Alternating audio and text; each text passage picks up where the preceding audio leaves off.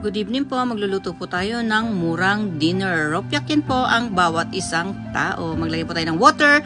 At ito po yung pork, hatiin po natin at hiwain po natin siya sa katamtamang laki. Ito po yung shiitake, hiwain din po natin at ilagay po natin yan sa kumukulong tubig. Isunod natin yung moyashi at yung dumpling at yung soup niya. Ayan, ito po yung cabbage, hiwain po natin yung nanganegi. Maglagay po tayo ng dahon ng sibuyas sa ating soup. Maglagay po tayo ng sesame oil.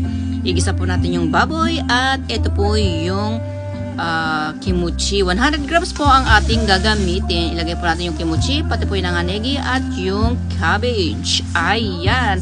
Maglagay lang po ako ng isang kutsaritang consomme. At ito po yung natirang pork.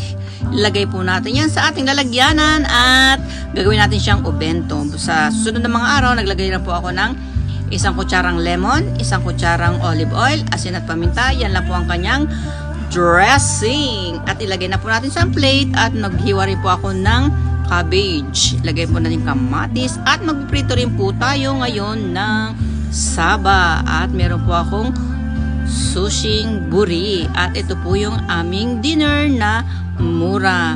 Sana po nagustuhan nyo po ang aming dinner ngayon. Napakamura po ng aking iniluto.